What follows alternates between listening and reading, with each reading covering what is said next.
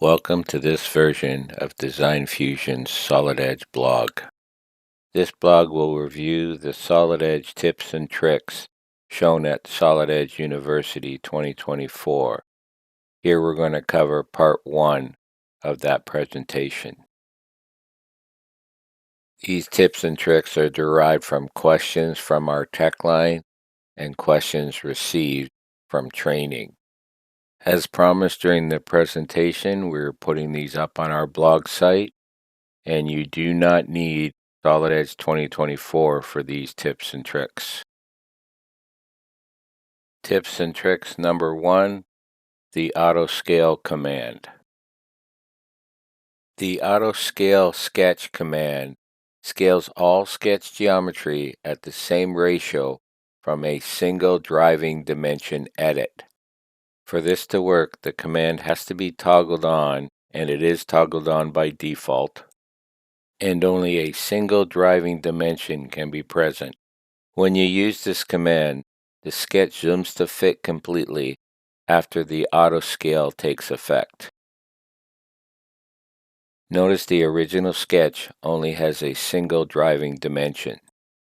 With the auto scale sketch turned on, if we triple the value of the driving dimension, all the other values triple as well. Let's have a look at this in Solid Edge. To demonstrate the auto scale sketch command, I've recreated the sketch from the slide. I'll just edit into the profile of this sketch.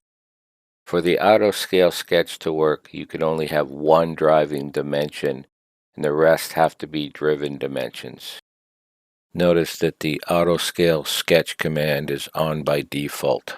Modifying the single driving dimension scales all sketch geometry at the same ratio.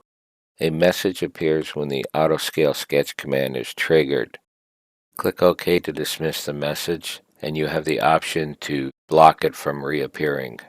Notice that the sketch zoomed to fit after the completion of auto scale. Here I increase the size. You can also decrease the size. And once again, the view is adjusted and the message appears if you haven't toggled it not to appear. To illustrate a point, I'm going to convert this radial dimension to a driving dimension. Notice that the auto scale sketch command is still active. However, because I now have two driving dimensions, when I change one of them, the auto scale sketch command is ignored, and the sketch behaves as a normal edit would. I'll just quickly undo this, and I'll change the radial dimension back to a driven dimension. And now that we only have a single driving dimension in this sketch, the auto scale sketch command behaves as expected. If you don't wish to use the auto scale sketch command, just click on it to toggle it off. Tips and tricks number 2, auto dimensioning in sketching. The system can automatically place dimensions on geometry as it is placed. For this to happen, the auto dimensions must be turned on and the options must be set. This is done in the IntelliSketch dialog on the Auto Dimensions tab. Let's have a look at this in Solid Edge. To access auto dimensioning settings, you need to be in the sketch environment in the ordered paradigm or on the sketching tab in synchronous. Select the Intel Sketch command and go to the Auto Dimension tab. You first need to check Automatically Create Dimensions for New Geometry to turn on the auto dimensioning. Let's start by adding dimensions when geometry is drawn, and we'll create driven dimensions for fully defined geometry, and I'll click OK. I'll then create a simple sketch. Notice as I draw the sketch how the dimensions are automatically placed. These settings that I've selected mimic the traditional method for creating automatic dimensioning used by our competitors. Notice as I place each line, a dimension is added to it. Unfortunately, this method has the problem of adding too many dimensions In fact, it can over-constrain my sketch and prevent me from adding geometric relationships. Too often, a user could spend more time deleting unwanted dimensions than it would take to add the wanted dimensions after the initial sketch is drawn. However, Solid Edge has these options available because our competition uses this method. Unfortunately, because of this limitation, many users who have experienced auto-dimensioning with our competitors have decided that auto-dimensioning is not useful and have not even attempted this in Solid Edge. To make auto-dimensioning more useful for everyday sketching, Solid Edge has added additional options to the traditional options that I've just shown you. To demonstrate this, I'll first undo this sketch that I created, and then I'll select the other options and recreate the sketch. This time I'll select the option to only add dimensions when keyed in and not to create dimensions for fully defined geometry. Let's recreate that sketch.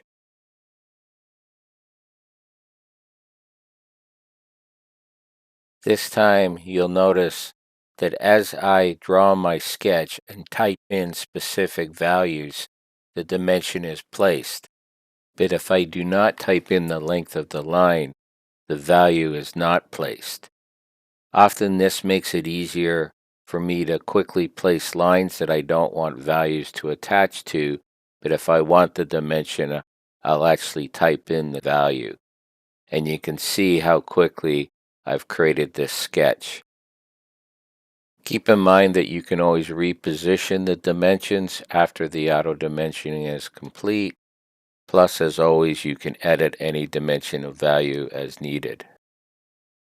So if you don't use auto-dimensioning and wish to experiment with it, I suggest setting up the options as shown here and give that a try.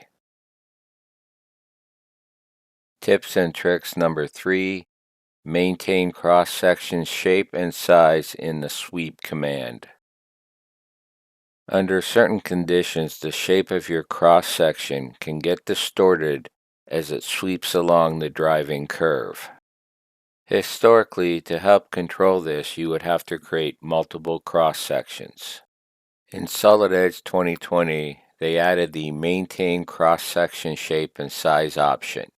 This option is found under the Axis step and will maintain your cross-section shape, size, and orientation. In this swept protrusion feature, we have some distortion in this section around here. To illustrate the shape distortion, I've created a plane and an intersect curve on that plane. I'll hide the plane and then I'll hide the design body. You can now see the path and the cross-section, and notice that the cross-section is square. If we look at the intersecting curve, you'll notice that it's rectangular. This illustrates that a distortion of the original cross-section has occurred in this swept feature. In Solid Edge 2020, they added an option to deal with this situation. I'll first edit into the swept feature. Then on the vertical command bar, under the Axis step, I'll turn on the Maintain Cross-Section Shape option. I'll accept that and I'll click Finish. If we examine the swept protrusion, you'll notice that the distortion is far less than what it was before. In fact, if we isolate the intersection curve, you can see that it has maintained the square shape. Prior to Solid Edge 2020, we would have had to manually create multiple cross-sections to get this result. In 2020 and beyond, we can now just turn on this option, which is a huge time saver. Tips and tricks number 4, clamp option in the sweep command. Users have complained about bulging and sagging between equal cross-sections.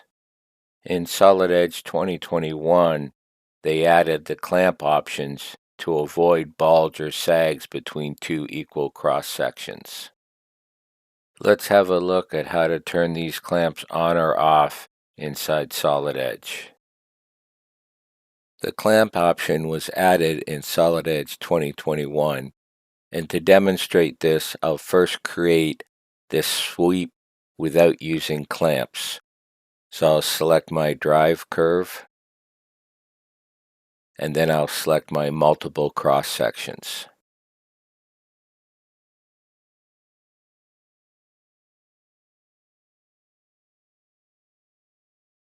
Once I've selected all the cross sections, I click Preview, and you'll notice that I'm getting some bulging or sagging between the cross sections.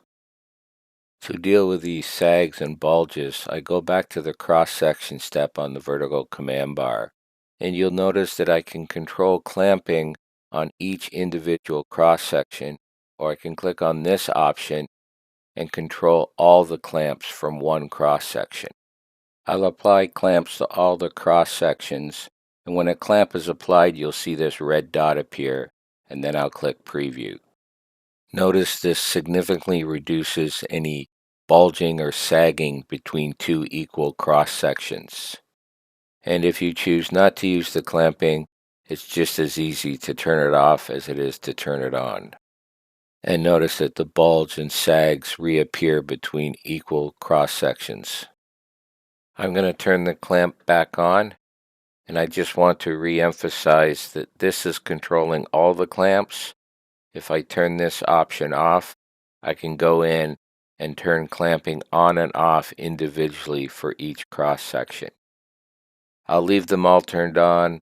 I'll click Preview, Finish, and there's my finished sweat feature with clamps on. Tips and tricks number 5, the vent command. The vent command allows you to create a vent feature from an existing sketch. The exterior of the sketch must be closed, and this represents the boundary of the vent. The interior segments of the sketch can be open, and these will represent the ribs and spars of your vent. The size of the ribs and spars are controlled by the Vent Options dialog shown here on the slide. Once the vent properties are set, users have the option to save the settings for reuse. I'll now demonstrate how powerful this vent command is in Solid Edge. To demonstrate the vent command, I've created this thin-walled surfaced part. This is my speaker cover, and I've also created a sketch indicating the boundaries for the vents and the spars and ribs of the vents. The vent command is found beneath the thin wall command on the main ribbon bar. When launched, the vent command presents you with the vent option dialog where you're going to define the properties of your vent. I'll just define my properties here, and I'm using the tab key to advance to the next field. The small diagram on the right-hand side in the dialog box shows you what each field will control. Before I hit OK, I just want to point out that you can save this setting if you wish to reuse it many times. Once you hit OK, you select the boundary for your vent and accept it. Then you select all the ribs that you will be using in this vent.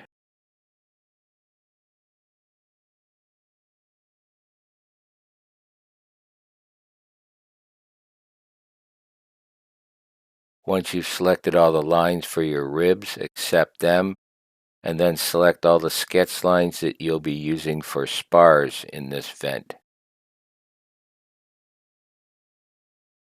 Accept all the spars, and then point the arrow down into the shape and click, and within a few seconds, you will have your vent created. I'll hit Finish, and I'll just flip this over and let you look at the vent. Remember, this is not a planar face. This was created on a surfaced face. Let's repeat the process with the circular vent hole. Once again, I define my properties. I'll use similar properties to what I had for the first vent and click OK. I'll select the boundary and accept it. I'll select the ribs, accept them, and I'll select the spars and accept them. Here I've used the right mouse button click to do all the accepting. I'll make sure the arrow is pointing down into the shape and click, and again within a few seconds I have my finished vent. Let's have a look at this and notice how quickly and easily I made these individual surfaced ribs and spars on this surface plastic part with the vent command. Tips and tricks number 6, the boss command. The mounting boss command is used to construct a simple cylindrical boss. Center hole, stiffening ribs, draft angle, and rounding parameters can also be applied. Users can set the parameters for the mounting boss in the Mounting Boss Options dialog. Once parameters are set, users have the option of saving these parameters for future use. Let's have a look at how to create some mounting bosses inside of Solid Edge. I'll use the speaker cover plastic part to demonstrate how to place a mounting boss using the Mounting Boss command, which is located under the Thin Wall command. I'll first define a parallel plane, and I want to be parallel to my edges here, and I just want this to be 1 millimeter below this edge. Now I could have defined my properties before I selected this plane, or I can define them now by selecting on the Mounting Boss options. And similar to the vent dialog, I'm going to go in and define the properties of my mounting boss. Notice the diagram indicating what each field will control in my mounting boss. And as with most dialogues, you can use the Tab key to advance between the fields. Once you've completed the properties, you click OK, and then you position your mounting bosses on your sketch plane. You can apply dimensions and geometrical constraints, much like positioning holes, but in this example, I'm just going to approximately position them. Once I've placed all the mounting holes, I close the sketch, and I position the arrow to point down into the shape and click. And within a few seconds, my mounting bosses are created for me. If you're not happy with the positioning, you can always go back to the mounting boss step and change the position. Or in this case, I'm going to highlight the center and click, and then I can select properties and apply a rotation angle. Notice in this example, if I rotate this 30 degrees, it rotates it 30 degrees from where it was. If I repeat that process, it'll rotate it an additional 30 degrees. This gives you full control over not only the position, but the angle of the mounting boss. I'll just close the sketch now, and then I'll click Finish to complete this feature. And notice how quickly we created a protrusion, a hole, and support ribs all in a single feature, and once again on a surfaced part. This completes part 1 of Baker's Dozens of Solid Edge Tips and Tricks for the Solid Edge University 2024. If you want to learn more, check out our online training page at the web page listed on this slide. Or if you need technical support, contact our support team at support@designfusion.com or call us at 1-877-215-1883.